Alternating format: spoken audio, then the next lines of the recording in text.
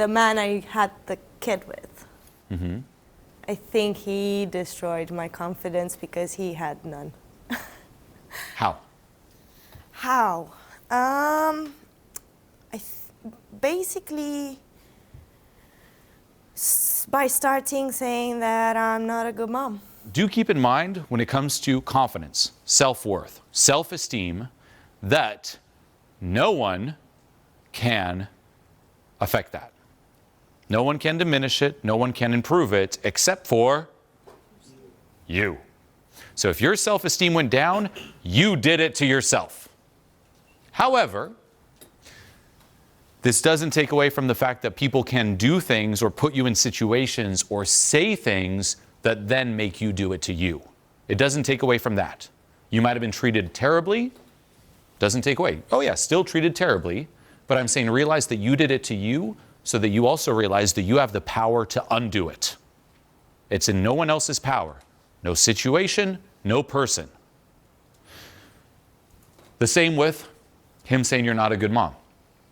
He said that, but it only has an effect on you if you believe it.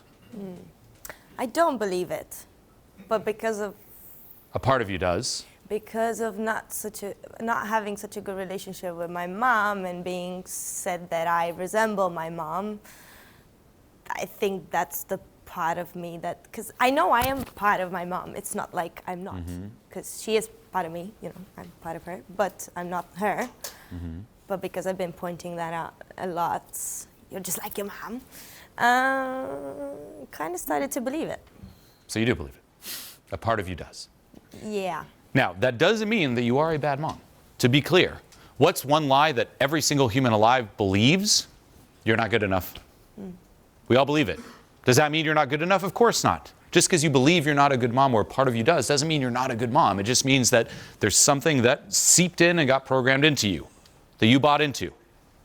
And that's why you hear me talk so much about letting go. It's letting go of all those lies, letting go of the experiences, the things that are telling you you're down here when in reality you are not. How would you define a good mom? Someone that is present.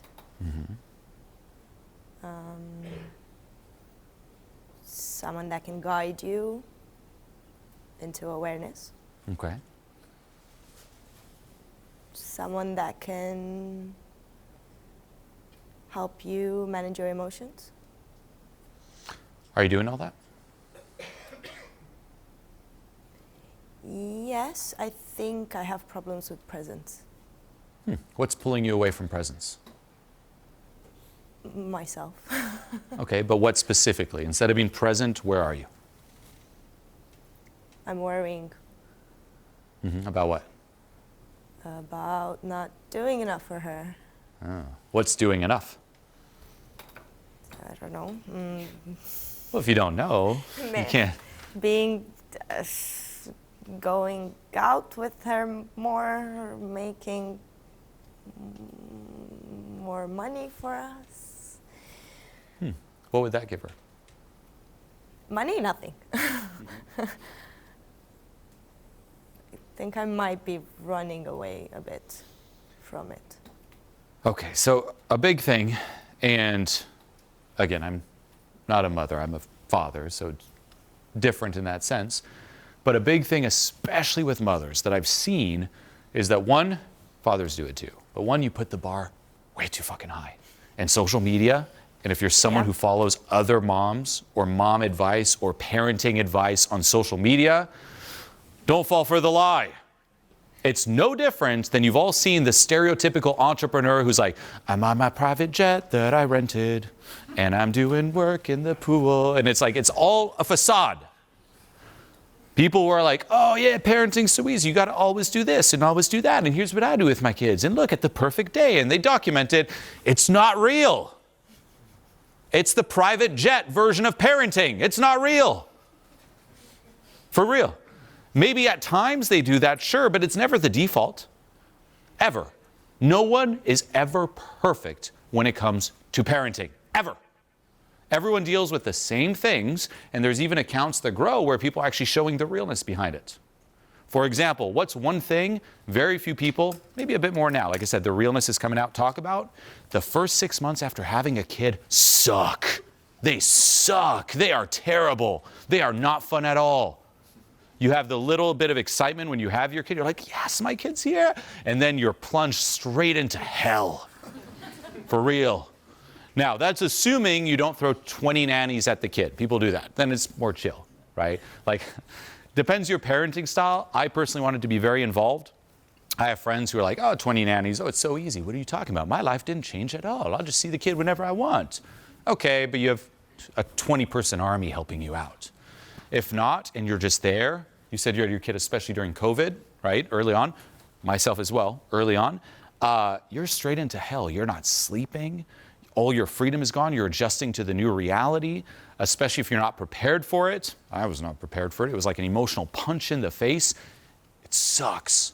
But after 6 months, things get better and better in ways you cannot imagine. But the first 6 months suck. And anyone who's posting, especially after birth, like, I'm so happy, things are so great, my baby, that's the private jet. It's not real. The same with people who give advice, right? One piece of advice that I've given, and I try to do this, is I try to ask my daughters, I have 2 now, as much as I can when they do something great, how do you feel about it? Instead of just jumping to praise, right? What's the default? Here's this picture, and we're like, that's so great, it's the best picture. Okay, cool, but what about asking them, how do you feel about the picture you drew? Because otherwise I was chasing my approval. Now, I made a video where I posted this, and I say, I try to never do it. Do I still say, oh, great picture, when she brings the picture? Yes or no? Yes. Yes. It's not perfect. It's not like every time I'm like, apply the self-help rules. No, of course not. There's still times, too, where I get triggered. There's times where I mess up. There's times where I'm just like frustrated. That happens. And that's normal. That's being human. So don't fall for perfection. Don't fall for the illusion. It's not true. And don't self-attack over that. And that's the thing. It's like every second was not perfect. No.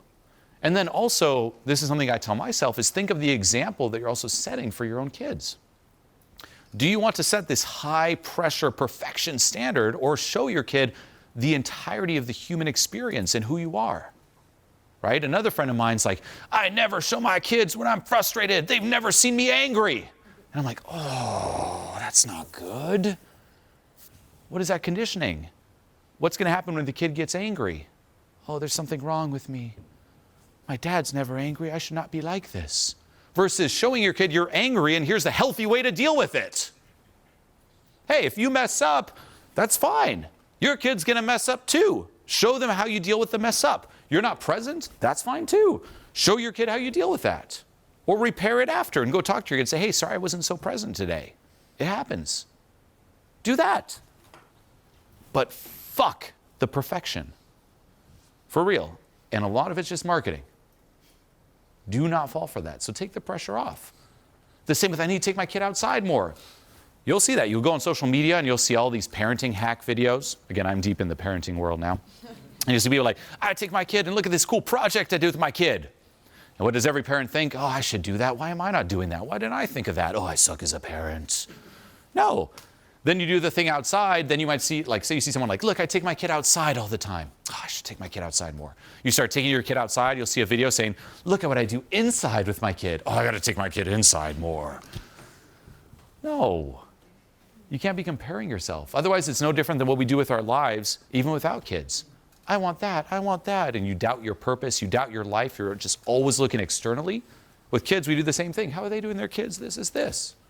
Ultimately, it's do the best you can, and the most important thing is, how's your kid doing? If your kid's doing fine, you're crushing it.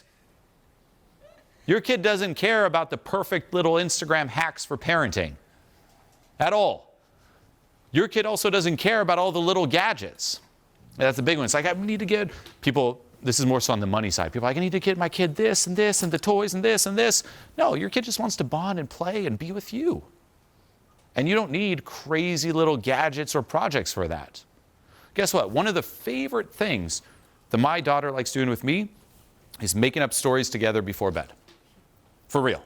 Does that require money? No, of course not.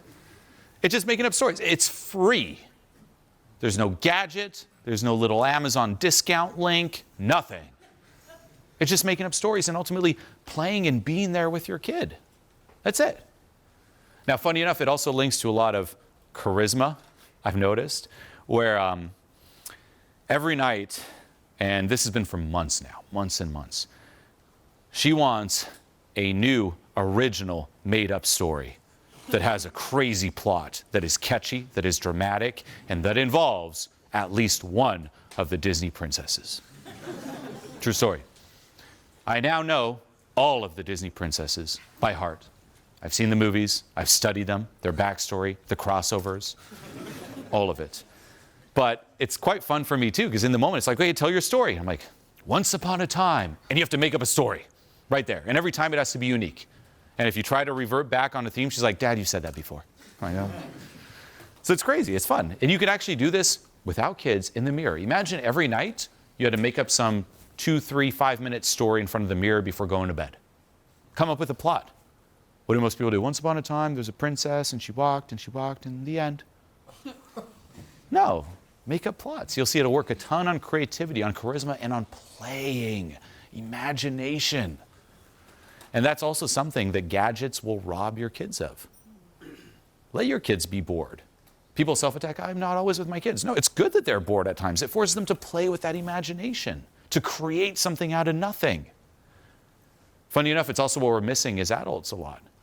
When's the last time any of you actually played?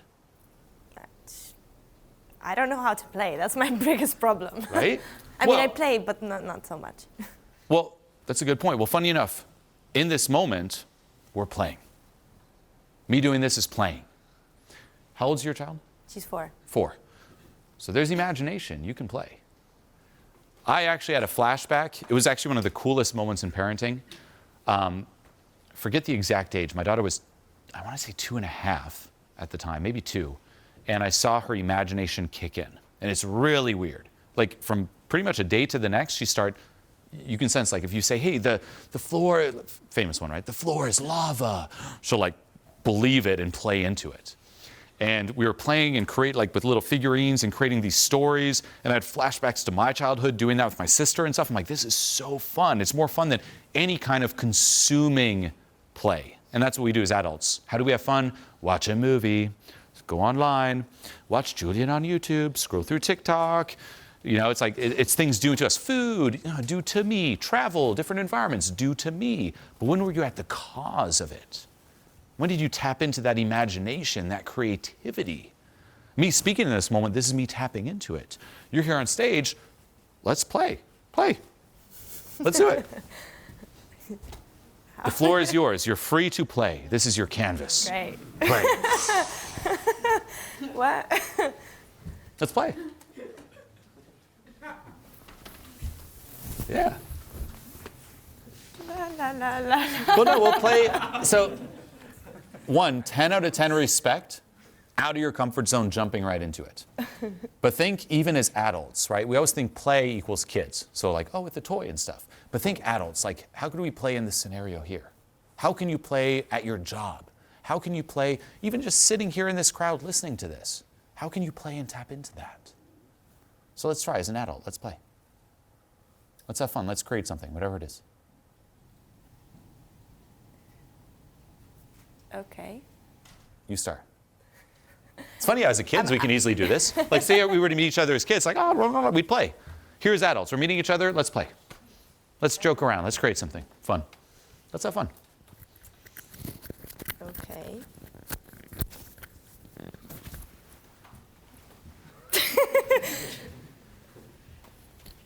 May I? Yeah.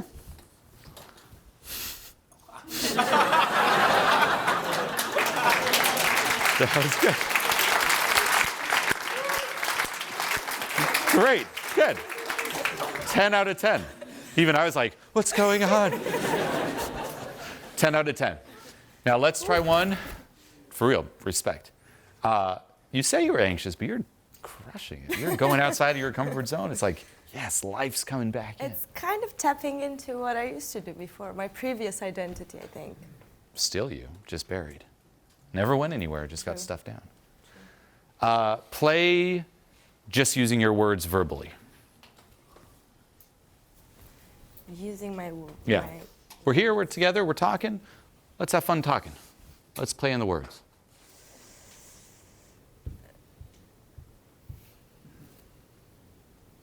Peter had a ping pong ball and... What's something in life that just makes you laugh and brings you a lot of joy?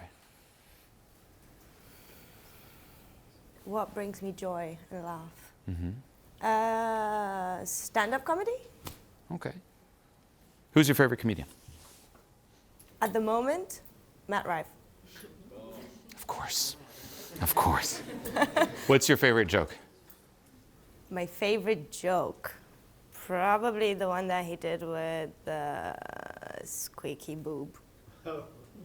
Squeaky boob? Yeah. I've never heard that one. Yeah, there was a lady in the audience that had fake implants, and one of them squeaked. Okay. A real laugh. A real laugh. Okay. So good. That's a good step in that direction. Playing also means asking yourself, well, what do I find funny? How can I summon this genuine laughter? And there's no right or wrong answer. It's, hey, how do we have fun in just the talk and create? It's that. It's sharing that. And by you actually making yourself laugh there, transfers on to me. I'm smiling, laughing. They're all laughing and smiling, and just through that. Keep that in mind, and then bring that ultimately into life. That's for all of you. Now, back to parenting, one thing I would also say is we're always focusing on doing with kids. What am I doing? Am I doing enough? Am I doing it right? Et cetera, et cetera. But what about simply just being with your kid? And usually that's the thing that they just want the most. They don't need to always be doing certain activities. Sometimes just hanging out and just being. And offering them your full presence, meaning no phone. Not like, hey, oh, excuse me, like that. No phone, just full presence, and that's it. But then also take the pressure off and realize no one does it perfectly. No one does. No one has the perfect direction for it. It's similar to, everyone's seen with diets, right? This food's healthy. Then you'll see a person, that food's actually not healthy. This one's healthy. That's not healthy. There's a myth, like no one, it's all over the place. Same with parenting. You gotta be strict. No, gentle parenting. And then you'll see comments like the gentle parenting's too far. It's the middle. It's the, no one knows. Your gut does. Follow your gut. Yeah, take advice from social media, so on and so forth. But if you ask any parent before social media, and I've done this, they all say it was way more chill because they didn't have all that comparison game. There was not a million other moms showing them, this is what I'm doing. So don't fall for that. No more. Or limit. And don't compare. And ultimately, what's the best thing? Is your kid alive? Yeah. Does your kid look happy? Yeah. 10 out of 10. That's it. 10 out of 10. But what about all of that fear of not giving your kid childhood trauma like you did, like you had? They will experience trauma regardless. True. For real. This is my personal view.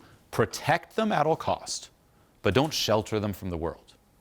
What is trauma? It's ultimately something that's just too overwhelming to handle.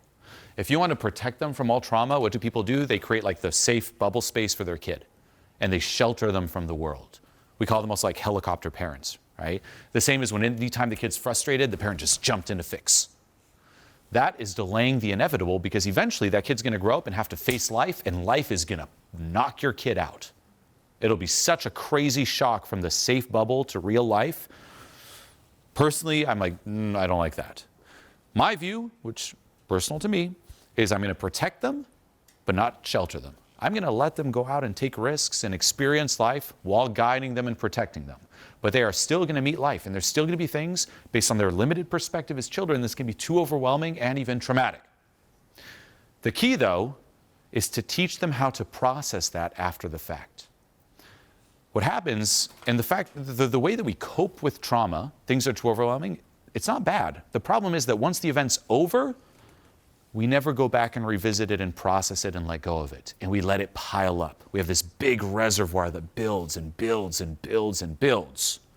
Well, what if from a young age, every time something happened, you had a parent teaching you how to let go? Some would still build. It's never perfect, but you would definitely limit the amount that gets added that you then have to chip away at in your adult life. So don't shelter them. And that's one of the harder things to do as a parent too, because your reflex is something's going wrong too, you just want to jump in. Funny enough, my father told this to me when I was my first kid. I'm like, one piece of advice. I asked him, and he's like, let your kid get frustrated. and learn how to sit in frustration and deal with frustration versus always jumping to the rescue. Now that can also be taken too far. It's always a mix. But yeah, that's personally, it's like protect, but do not shelter. And let them go experience life and start building that. And the other biggest one that I do myself is ultimately validating their reality and validating what they are feeling. That's the biggest one. Where the classic example is, say your kid comes to you and your kid's sad. What's the reflex? Why are you sad? You shouldn't be sad. Everything's okay. Here, let's put a smile on that face. Look, your friends are here. Smile. Good? Yay or nay? No. No? No. But she's with her kid and my kid's sad and it's kind of ruining the vibe. Smile. My kid should be happy. No. Be happy. Why are you sad? There's nothing to be sad about. No, that's actually terrible. Because what is it saying to the kid? What you're feeling is not okay. And especially from a parent, anyone of authority, parent, teachers, classroom, it's going to lead to, it's not okay to feel what I'm feeling, something's wrong with me, disown. What do you actually want to hear? And even as an adult, by the way, in the times where you are the saddest, what do you want to hear? Do you want someone to come and just start spewing advice? Here's what you should do. Da, da, da, da, da, da. No, you want someone to come to you and say, hey, it's okay to feel what you're feeling. Here, I'm going to be with you as you feel it. Keep feeling it. No pressure, no rush. I'm here with you. That's what you want. And that's what your kid wants too. It's validate that. And the same with validating their reality. We have this as adults too, when we want to share our side of the story, for example, right? It's like, I just want to be heard. You just want your reality to be validated. And just listening to your kid and saying, hey, I hear you. I believe you. I trust you. It makes sense. Game changer versus always jumping to fix. But the biggest thing that I took from it, that I recommend also taking in terms of your growth, is that for my journey, I break it into 3 parts now. It used to be 2. The first part was 2006 to 2014, and that was my journey of optimizing everything. Better, hustle, this, and that all collapsed. It was all ego-driven too. 2014 on to 2020 was all letting go, deep inner work, and I made way more change during that time than the whole 8 years prior to that. But 2020, when I had my first kid on, the change has been so much more than the previous years. Why? Because through your kid, you learn about you. Not only do you experience life again through their eyes, but if you think of this type of work, deep inner work, the relationship you have with you, it's very similar to the relationship you'll have with your kid. Meaning, we're all in a relationship right now with ourselves. It's not a romantic, sexual relationship. It's a parent-child relationship. And a lot of this work is reparenting yourself. And there's a certain beauty in that, where you can look back at your childhood and say, you know what, I can't choose my parents. You can't. Maybe you were born and your parents were terrible. Maybe they messed you up. Maybe they were toxic. Maybe they didn't give you what you needed. That can happen. But it doesn't mean that later on, now as an adult, you can't give yourself now what you didn't get then. You can. You can reparent yourself. Now you're the parent. You're an adult, you're the parent. But what do? We continue to propel the patterns that our parents set on us. If you had a parent that was highly critical, we continue to be highly critical to ourselves. Sever that. And having a kid, it shows you. It's like you'll see it to your kid. And the big audit that I always ask myself is, if I wouldn't say this to my kid, why am I saying it to me? No. If you wouldn't say it to your kid, don't say it to you. And audit how you talk to yourself. When you succeed, do you celebrate? Or are you like, okay, next thing, next mountain to climb? Is that what you tell your kid? Your kid comes, look at what I did. Okay, better, more, go, more, let's go, next thing. What about when you fail and you mess up? Do you self-attack and insult yourself? Are you mean to yourself or cruel to yourself? Is that what you'd say to your kid? Say next time you procrastinate, you're like, oh, you idiot, stupid, you're procrastinating, look at everyone else. Would you say that to your kid? You're procrastinating, you idiot, look at all the other kids. You wouldn't. Don't say it to you. The same with holding yourself to a certain standard and having self-respect. Oh, I'm a little scared to do that. Well, instead of self-attacking, what's an encouraging way to propel you towards action? Hey, let's go. I'm here with you as we do it. Let's go. Let's do it. You got this. I'm here with you. Do that to you. The same with not tolerating BS, with asserting boundaries. If someone's walking all over you, don't take it. Would you let someone walk all over your kid? Or would you assert a boundary? Oh, well, what if asserting the boundary makes someone feel uncomfortable, but it protects your kid? Would you do it? Yeah, because you value your kid. And at a core, it brings it back to you. Do you value yourself? Are you a big deal? And most of us know, we just take it. Why? Why are you not such a big deal? Why do you even care more about other people than you? Insane. The example I've given for years, and it's a bit of a side tangent, we'll circle right back, is whatever it is right now that you might be procrastinating on, whatever excuse you have when it comes to your life, your success. Imagine a genie appeared and boom, you were transported in jail. And the only way to get out of jail is to do that thing. Would you do it? Yes, no? Yes. Yeah. This applies to anything, by the way. Even people are like, oh, some people are like, I don't have the money for XYZ. If you were in jail, you'd come up with the money to get out because it's a big deal. Why are you not a big deal? Value yourself. Now, back to you. That applies as well. Yeah, a lot. value yourself. Yeah. Now, a last question is, let's imagine that we fast forwarded time right now. Your kid, boy, girl? She's a girl. Girl, grows up. How old already are you? 31. She's 31. And she has a 4-year-old girl of her own. And she comes up to you. Mom, I don't know if I'm a good mother. What advice would you give her? I know she will be a good mother. But say she says that to you. Give her the advice. I'm her. Hey, I'm kind of in this spot. I feel like I lost a bit of my old identity. I feel like I'm just not present enough with my kid. What do I do? It's okay to doubt yourself sometimes. Because everyone does that, and everyone experiences that. And I think we live in a world that we wish we would give more to the people that we love, but just everything's so fast-paced that we need to just adjust and do the best that we can instead of putting pressure on ourselves. My ex said that I wasn't a good mom. Am I a good mom? You are. Fuck your ex. That's why he's the ex. So that perspective, keep that in mind for you. This whole, if I would say it to my kid, what if I was my kid? You are your own kid. For real. It sounds cheesy. You're a parent and you're a kid. You're both. And you're in a relationship with you. When you have those doubts, things kick in again, and you're like, what's the answer? What's the advice? Imagine you were your own kid. What would you say to your kid? Live by that. Stay true to that. Less pressure on yourself. Dive deep into where those beliefs came from, or the lies you might have bought into. Process them. And in the end, it's, hey, is your kid healthy, eating, sleeping, happy? 10 out of 10.